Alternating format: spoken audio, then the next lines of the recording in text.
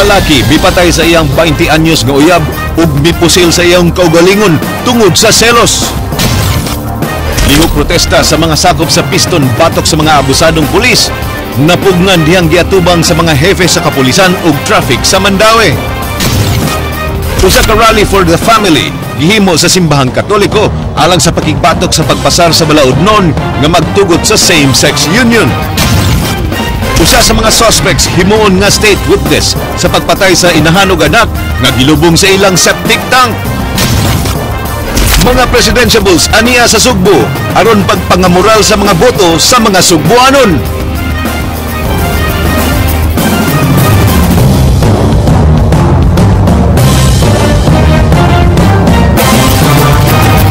May hapon Sugbo Kabisayan, nahangyo ang kadaghanang sakop sa grupong piston aron di na madayon ang ilang lihok protesta ganiyang buntag. Pinaagi sa informal dialogue uban ang pangu sa Mandaue City Police Office ug Traffic Enforcement Agency of Mandaue. Gilauman nga sud karong semana dunay himuon nga formal meeting aron madungog ang ilang mga yangungo. Nagsunod sa aksyon si Andrea Patenya. Kapin 50 ka mga sakop sa grupong piston ang nagtapok dinhi sa Dan AC Cortez aron unta manukad sa ilang lihok protesta. Plano nilang mumarcha padung sa Mandaue City Hall ug sa Land Transportation Office aron ireklamo ang wayhuno nga pagpanakop sa mga tricycle drivers sa Mandaue tungod matud pa sa illegal nga pagpamasada. Giingong naglisod sila sa paglukat og prangkisa tungod sa kakuti sa proseso ug sa kadaghan sa mga bayranan sama sa business ug mayor's permit diin moabot og dulan 3,000 pesos. Limitado sab kuno ang release nga prangkisa. Gireklamo sab nila ang giingong pipila ka abusadong sakop sa traffic police nga kanunay mang issue og TOP. Kinanglan dili sila tagaan og mga TOP kay kana sila daanan ay mga background sa pangabuso sa una pang panahon sa pag wala pang jaw karon kung tagaan nato sila og mga TOP ang LTO dili na mo tan-aw kung kinsay atong tagaan ani. Gani nanay mga naitaburon nga pagpangabuso sa among kaubanan mga driver nga nadakpan. Wala kabiling amo. Pati mapangtangan wala man magreklamo ana. Amo na gireklamo sa tiyo sa kawian na sa tiyo. Kapay uban gud dapat lang dignos, dapat gani dignos. Miabot si Mandaue City Police Director Mariano Natuel Jr. aron tan-awon kun hapsay ba ang panagtapok ug diyang iyang nasayran ang reklamo kabahin sa mga abusadong traffic police. Gilista niini ang mga ngan aron iyang mapatawag. Di kinumaligayan nga dunay mga abusado nga mga pulis pero dili tanan no gamay ra gud kayo nang kuan pero mao na ako advice ni Greg Perez nga na-identify naman ni nato ang mga abusado nga mga pulis so pwede sila maka-file og reklamo. Gipatawag ni Natuel ang pangu sa Traffic Enforcement Agency of Mandaue nga si Glenn Antigua aron paminawon ang yangungo sa mga drivers. Mao nga usa ka informal dialogue ang gipahigayon ug gihangyo ang piston nga di na lang mumarcha sa kadalanan aron di makaperwisyo sa mga motorista. Hilabi na nga nagpadayon ng APEC meetings ug naasab dinhi sa Sugbo silang Presidente Noynoy Aquino, Vice Presidente Jejo Marbinay, DILG Secretary Mar Rojas ug Senator Grace Poe. Para dili sa makahasol sa uban sa especially kung nakaiday kung bisita na ikaliw ka niya dagko so hopefully nga mo kuan po sila sa tuhangyo. Pipila ka mga sakop sa piston ang wa nakauyon sa pagbugong sa ilang lihok protesta tungod sa presensya sa mga VIPs ug buot gyud nilang mumarcha sa kadalanan. Mao na ilang gidepensaron nga di sila makadawat na magkainangan tungod sa bisita kay naa si Pinoy. Madlo ko silang Pinoy nga pareharon na nato tao. So may naa na din niya. Kagbaw ginasya ko sa mga problema namo pero diferensya ani nila kay mahadlok sila malawgaw. Antigua nga dito sa opisina yun nila magigya tubangay nila with tinuog sila. Sinon, napatay panahon karon nga pag-andam sa atong mga pag-accurate sa atong mga yangungo ba. Apan ang desisyon sa pangu sa grupo ang natuman ug giundang gyud ang rally sa kondisyon nga dunay formal meeting nga ipahigayon karong semanaha. Matod sa grupong piston, paabuto nila ang gisaad nga to kanila karong adlaw nga panagtigom karong semanaha kauban si Mandaue City Mayor Jonas Cortez, Traffic Enforcement Agency of Mandaue ug si LTO7 Director Arnel Tansinco aron storyahan ug tarong ang ilahang mga yangungo. Kung di mahitabo ang maong panagtigom karong semanaha, mubuhat na sab sila og laing kasikas sa kadalanan. Alang sa Aksyon Bisaya, Andrea Patenya.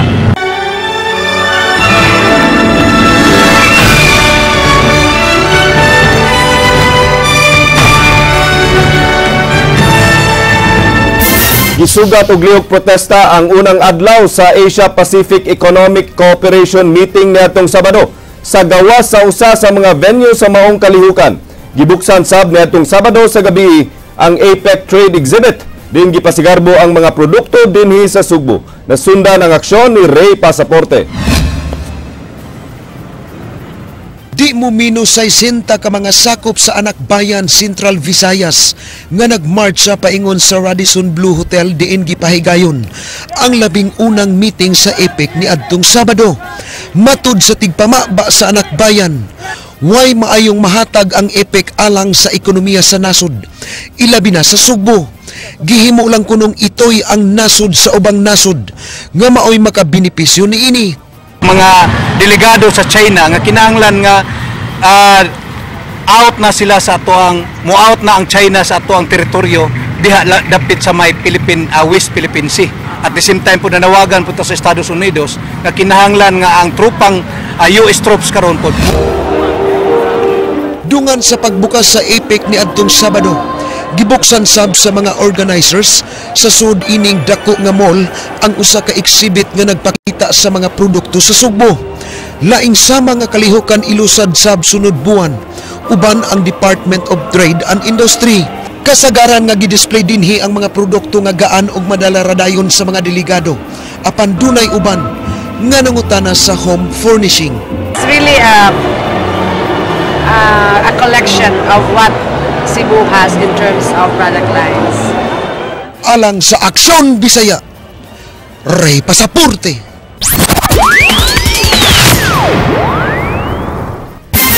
Niadtong Sabado subling gipakita sa grupong Council of the Leyte uban ang nagkadayang religious groups ang pagsupak sa same-sex marriage nga giingong nagsukip sa nag-ungong nga balaudnon sa Anti-Discrimination Act. Bitambong sa maong kalihukan si Jinky Rosit. Di mo menos 500 ka individual gikan sa nagkalain-laing religious organization sa Sugbo ang nagtagbo alang sa Interfaith Prayer Rally for the Family aron paliguno ng ilang baruganan sa pagsupak sa nagpadayong issue sa same-sex marriage. Si kanhi Manila Mayor o karon Kongresista Lito Atienza ang usa sa mga mitambong aron ipaabot ang iyang pagbabag sa House Bill 110 kunang Anti-Discrimination Act. Definitely, I'm willing to be with them in the anti-discriminatory law. Ang problema, doon sa loob ng anti-discriminatory law, merong provision on same-sex marriage. So, sana mag-ingat tayo. Sama ni Atienza o Kongresista Raul Del Mar, supak sab sa same-sex marriage ang National Chairman for the Council of the Leyte nga si Dr. Rene Bulicer. Sa iyang mensahe, iyang gipahimugatan ang importansya sa relasyon sa pamilya nga posibleng maguba kung maaprubahan ng naisgutan nga balaudnon. Atong mapalig-on ang atong baruganan, and aside from that, we can really send strong message. And we also ask people here na continuously they have to offer prayers para sa atong endeavors. Dunay gihimo nga covenant signing agig saad nga babagan ang maong balaudnon. Si Vice President Jejo Marbinay kinsaan na dinhi sa Sugbo atul sa kalihukan mipadayag siyang pagsupak sa same-sex marriage apan iyang respetuhon ang kabubuton sa Kongreso kun mahimo kini nga usa ka balaod. Ano separation of powers? Ano tuloy siya? Diba? Pati yung sa judiciary, di-influensyahan. Ano yun?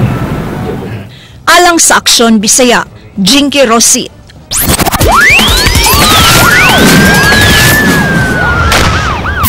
Duha ka lalaki na dakpan nga nagdala og shabu atol sa checkpoint sa kapulisan.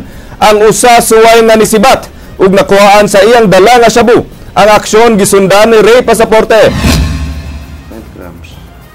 Nagtingkagol sa Basak Police Station 3 sa Mandawi City Police Office ang duha ka lalaki nga nadakpan sa checkpoint sa kapulisan sa Sitio Basbas sa Barangay Pagsabungan.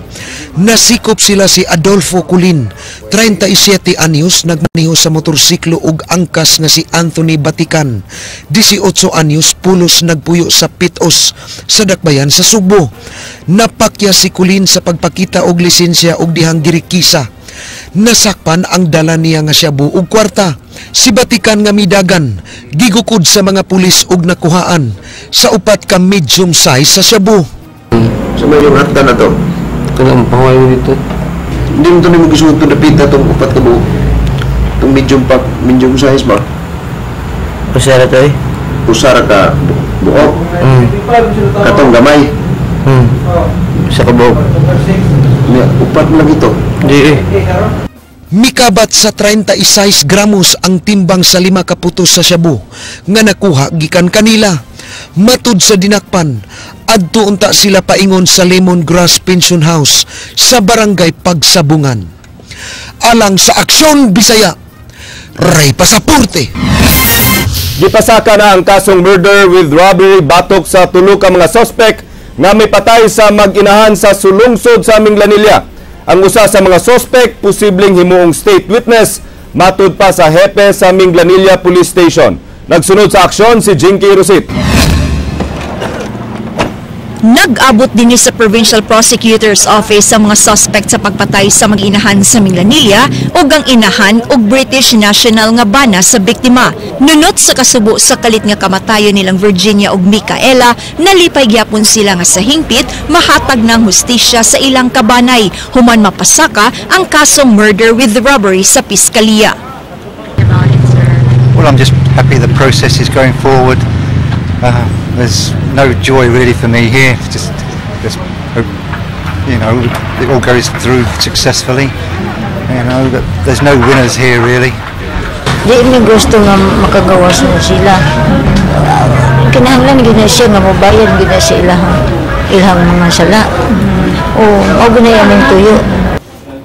Apan ang mga suspect nga silang Manuel Labrador, Estelito Recamora ug George Bakiran wa na mikomento pa. Matud sa hepe sa Minglanilla Police Station, posibleng himuon nga state witness sa kaso si Recamora. Duha ka mga testigo sa krimen ang misumiter sab sa ilang affidavit. Siya mo star witness kay siya may nakuha na extrajudicial confession. Like siya ang sulti katong gipaapil gipaapil siya mo siya gihire siya para papalubong sa patay. Alang sa Aksyon Bisaya, Jinky Rosit.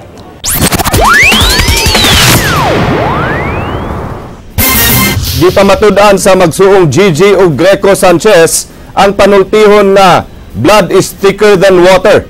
Kini human nagkauli sa sila sa maayong kabubuton. Nag-uban ang duha ka ganiya sa buhatan sa Vice Gobernador aron idonar ang ilang luna aron matukuran ug buhatan alang sa mga minor de edad nga nagatubang og kaso. Nasundan ang aksyon ni Jinky Rosit. I'm so happy to see you together. Look, it's really family. Sa buhatan ni Vice Gobernador Agnes Magpale, nag-atubang ang magsuong board member Gigi Sanchez ug Greco. Nagsabot ang magsuon nga idonar nila ang 500 square meters nga luna nga nahimutang sa lungsod sa Konsolasyon ngadto sa Kapitolyo aron didto tukuron ang Center for Children in Conflict with the Law. Kung mahuman ang proyekto, laraw sa Kapitolyo nga ipangan kini sa ilang amahan nga si anhing Vice Gobernador Gregorio Sanchez Jr. And the center will be named after Vice Congress. Wa pa may budget niya anak, pero kay bawa na si Gov and it will be for next year's budget. Samtang nagpaabot pa sa deed of donation, gipirmahan sa magsuong Sanchez ang letter of consent agig pamatuod nga dunay pagtugot ang pagdonar sa yuta gikan sa ilang pamilya. About the said donation, it was very much welcome. Labi na pag-offer nilang Gov ug ni Vice Gov nga the center will be named after my father. So it was something na I think is provident. Mipadayag si Gigi nga di na manginlabot sa personal nga kinabuhi siyang igsuon kini human magpakasal kang Assistant City Prosecutor Mary Ann Castro niadtong Agosto 18. Iyang giklaro nga bisan ug unsa pa man ang ilang kasungian, magpabilin nga igsuon silang duha. Well, number one, they are two consenting adults and they are held responsible ug unsa man ilang mga desisyon sa ilang kinabuhi, no? And kana manggong ingon-an ang atong sudlan sa kaminyoon, dili gyud na siya sayon. Alang sa Aksyon Bisaya, Jinky Rosit. Gipagamay ni Pinoy ang pasangil ni Vice Presidente Jejomar Binay na way nahimo ang iyang administrasyon alang sa Cebu. Pinaagi sa kalihim sa Department of Public Works and Highways, gipakita sa administrasyon nga nabulahan ang Sugbo sa mga infrastructure projects. Nagsunod sa aksyon si Andrea Patenya. Gitubag ni Presidente Noynoy Aquino ang mga pasangil ni Vice Presidente Jejo Marbinay nga matud pa gipasagdan lang sa kasamtangang administrasyon ang lalawigan sa Sugbo. Lakip sa gipresentar nga kamatuoran ni Pinoy mao ang 23 billion pesos nga kantidad sa infrastructure projects sa Department of Public Works and Highways alang sa Sugbo gikan tuig 2010 to 2015. Labaw pa kini sa katunga nga appropriation gikan sa 43 billion pesos nga budget sa DPWH alang sa Region 7. Sa kababayan natin itong hindi nakakakita na nangyayari at hindi nagbabasa ng datos, baka dapat ambagan ko siya ng bagong salamin para makita niya. Ang problema lang po, no, yung taong nagbubulag-bulagan, maski gaano kagandang salamin na ibigay natin, wala pa rin makikita. Si DPWH Secretary Rogelio Singson mao'y mipresentar sa kalambuan sa maong mga proyekto at tubangan ni Pinoy, Governor Junjun Davide, mga kongresista ug mga mayor ubos sa Liberal Party. Sa 519 DPWH projects alang sa Sugbo karong tuiga, 254 na ang nakumpleto, samtang 181 ang ongoing. Gipasigarbo ni Singson ang pipila ka mga major infrastructure projects nga nahuman na, sama sa rehabilitation sa 1.9 km Uwano Avenue ug 2.5 km sa Rihing Osmeña Boulevard sa North Reclamation Area. Samtang doon na pailaing major projects nga padayon pang gilihok, sama sa rehabilitation sa 16.33 km nga road network, gikan Barangay Corva, Medellin, padung sa Barangay Poblasyon, Daan, Bantayan. Samtang 18 kilometers na ang nakumpleto sa concreting and improvement sa 28 km nga Mactan Circumferential Road, nga nagtumong sa pagmeno sa travel time sa mga motorista gikan Cebu City padung sa Mactan, ngadto na lang sa usa ka oras gikan sa usag tunga ka oras. Duna sa 23 ka daan nga dunay gitason nga 140 kilometers nga gipaubo sa DPWH DOT Tourism Convergence Program aron mapanindot ang mga daan padung sa mga tourism destinations sa Central Visayas. Tuloy-tuloy po ang ginagawa natin dyan para ganoon madaling puntahan yung Malapascua at saka yung Bantayan Island. No? So, makakaasa po kayo na itutuloy po natin yan. Nanawagan si Singson ngadto sa mga kongresista nga magpadayon sa paghahinog pundo alang sa infrastructure projects sa Sugbo ug unta likayan ang panagbikil sa mga LGUs nga maoy makabalda sa implementasyon sa mga proyekto. Napakahirap po pagka nag-aaway yung mga politiko, hindi po kami makapagtuloy-tuloy ng trabaho at nadadamay kami sa bangalan ng mga politiko. Gipasalamatan ni Davide si Pinoy ug Singson alang sa tanang proyekto nga gigahin na alang sa Sugbo, samtang si Pinoy ni pasalamat sa mga Sugboanon sa pagpabili ni ining lig-on taliwa sa mga trahedya nga naagian sama sa bagyong Yolanda. Gipaybaw sab niini nga 1,951 ka bag-ong balay nga nagkantidad og 548 million pesos ang ipang-apod-apod sa 5 ka mga lungsod sa Northern Cebu nga naigo sa maong bagyo. Happy birthday to you.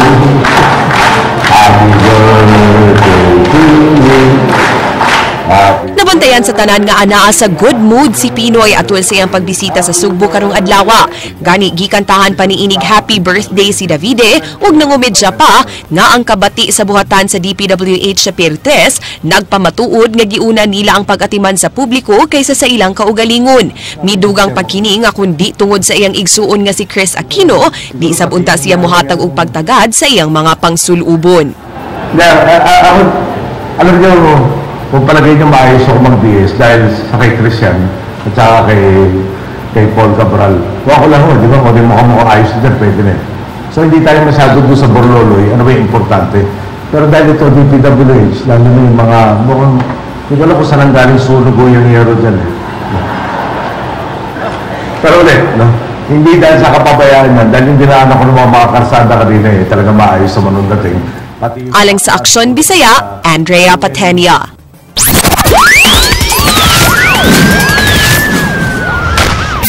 Tungod sa selos, lalaki mipatay sa ilang 20 anyos nga uyab ug nagpusil sa iyang kaugalingon. Ang duha gituhuan nga nag-away tungod sa selos. Ang balita giaksyonan ni Jinky Rosit.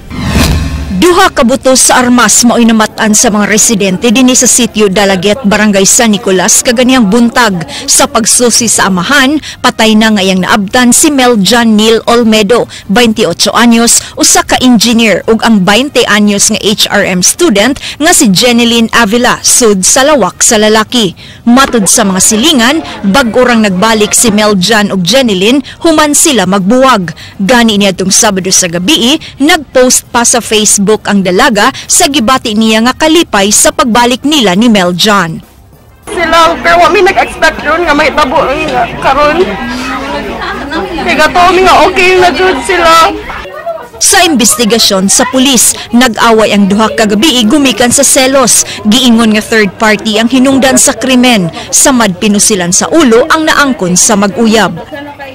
Atong nasabot nga ang lalaki mo'y ipusil guna sa babae, then after naghikog siya sa kugaling. Ipaubos sa paraffin test si Meljan aron mahibawan kung why foul play sa hitabo. Alang sa Aksyon Bisaya, Jinky Rosit.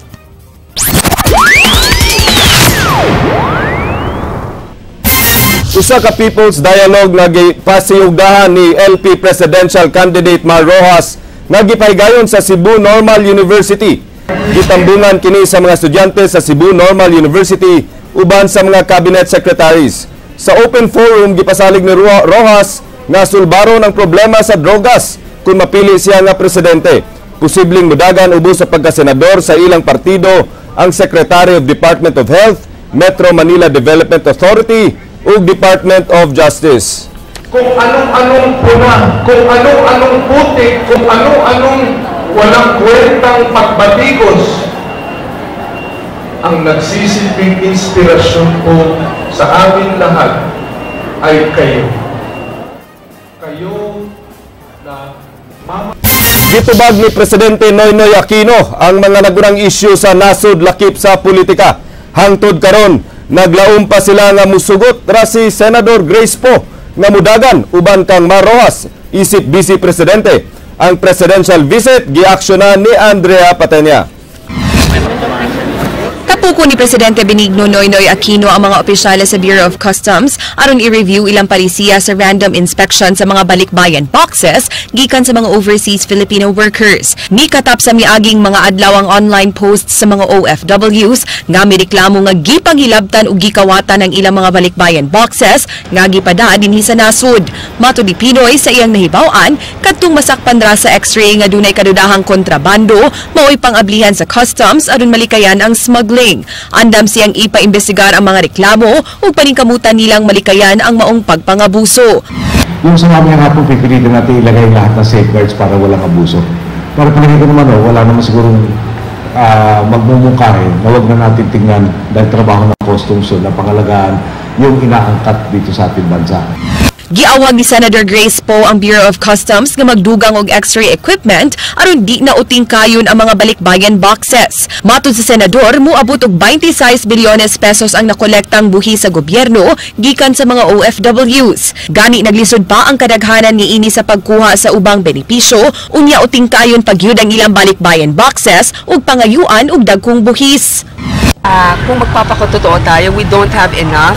Kulang ang mga tauhan natin sa customs na buksan isa-isang mga kahunayan.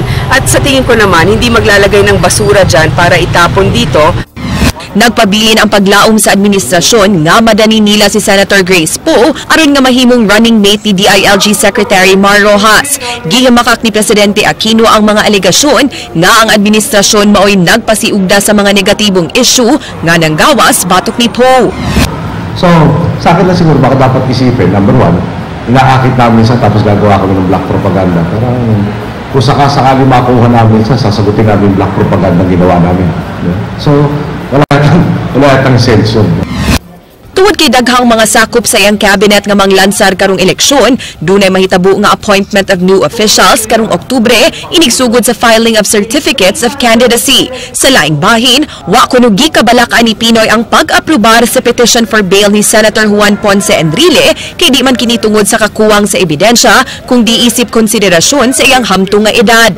Wa sab siya mabalaka sa huhong-ngihong nga makapiyansa si Kongresista Gloria Arroyo sanglit non-bailable ang kasong plunder nga iyang siyang giatubang ug igo na kuno ang hospital arrest nga gitugot alang kaniya. So, tanong ko lang dito, yung nandun na yung ugali ng Pilipino na di ba madali raw magpatawad, naunawain, yung madali magsimpatya sa mga taong may katulad, may karamdaman. Pero tanong ko lang ako dito, ano ba dapat ang ipapakita natin sa kasalukuyang sambayanan at lalo na sa susunod na salinlahi? Sa akin mo kasi importante na may ginawa kang krimen, kailangan pagbayaran. Andrea Patenia, News 5. Senador Grace Poe mianhi sa Sugbo dungan sa ubang presidential aspirants alang sa pagpangamural sa boto sa mga Subuanon. Apa nagpabilin gyapon nga tanghaga kung unsay iyang daganan karong eleksyon. Ang aksyon gisundan ni Ray Pasaporte. Hangtod karon, nagdumili si Senador Grace Poe sa pagkumpirmar kung unsay iyang daganan sa umaabot nga eleksyon. Apan matud sa senador, iya kining ipahibaw sa katapusang simana sa Setyembre. Si Poe giimbitar sa tingog Carolinian Party UEC Junior Jaces alang sa pag-award sa Mr. and Miss Intramurals. Meron sila kasi pagtitipon ng mga estudyante. Tapos, it's a chance to be able to talk to them, to find out ano ba yung mga kailangan nila. Alam mo kasi nag-umpisa yan sa interview sa mga tigbalita. Buot niyang hisgutan ang kalidad sa edukasyon nga muhaom sa mga gikinahanglan nga trabaho sa nasod. Gihisgutan usab ang kahinay sa internet speed ug ang panginahanglan sa usa ka balaod alang sa pagpatuman sa mas paspas nga internet. Calling for it to be a standard service and not just a value-added service para mamandato natin na gawin at least 10 Mbps yung speed. Alam mo sa mga estudyante natin, frustration yan, not just... Thomas! Pagdamon! Wala namin tuyo ko, wala bigi ha? Sila kalihukan rin ko sa si Meme, ganang leader ni Grace Poe. Wala pasudla ang mga tigbalita sa kalihukan sulod sa San Carlos. Kay dili buot ang mga pari nga masagulan og politika ang ilang kalihukan. Matod sa nagdumala sa kalihukan ni adtong Sabado lang nila gipahibalo ang mga pari sa kalihukan. It wasn't coordinated with the university administration. If you see, we just informed the USC administration or the priest out of courtesy because we cannot just surprise them with Senator Grace Poe. Alang sa Aksyon Bisaya, Ray Pasaporte. Samtang aniya sa syudad ang uban nga presidentiables, nagpabukid si Vice President Jejomar Binay ug nakigsaw og kaon sa lugar sa iyang mga gibisita. Nalipay ang iyang giduaw nga matod pa sukad masukad karon pa sila mabisita ug dakong pangu sa nasod. Ang aksyon gisundan ni King Perez. Nabot si Vice Presidente Jejomar Binay diri sa tuyo-unon ug tungasunon nga bahin sa Dakbayan sa Toledo, sa Barangay General Climaco. Matod sa taga-dinhi, kini ang unang higayon nga dunay mibisita nga presidentiable silang barangay. Uban ni Binay ang magpapili nga senador sa una nga si Princess Jacel Kiram, ang prinsesa sa Sultanate of Sulu nga nahimong tigpamaba silang pamilya ni adtong Sabah standoff. Dating sa lugar ninyo, meron ka ba ng ibang pupunta dito kung hindi si Jojo Binay? Pupunta, dumudulog, nakakasama ay yung masang Pilipino. Kagahapon, nakigsaw og kaon si Binay sa mga taga-Punta Enganyo. Ug sama sa naandan niyang gihimo sa matag lugar, nakigsaw sila og kaon sa taga-Barangay General Climaco.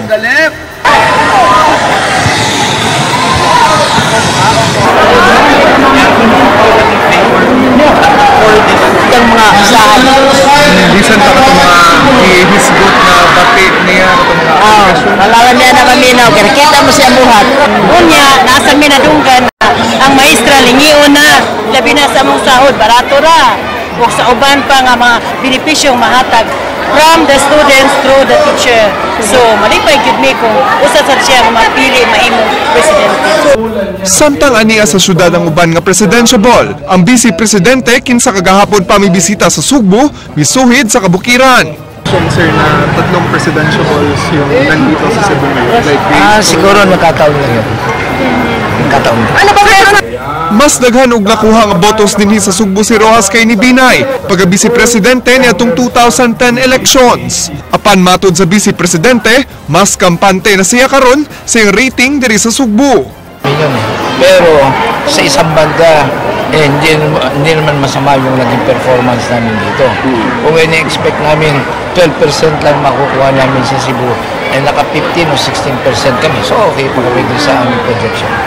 Sa sunod-sunod nga pagbisita ni Vice President Binay diri sa Sugbo, iyang gilauman na mahinumduman siya sa mga botante sa maabot nga 2016 elections na siya mo'y pilion nga presidente sa Pilipinas sa sumusunod nga administrasyon.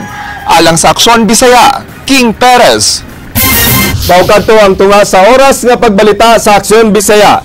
Mga balita nga pundasyon sa ligdo nga opinyon ug konkretong solusyon. Ako si Glenn Soco. Bisan asa, bisan kanusa, kapatid, kay di lang kutob sa balita, aksyon!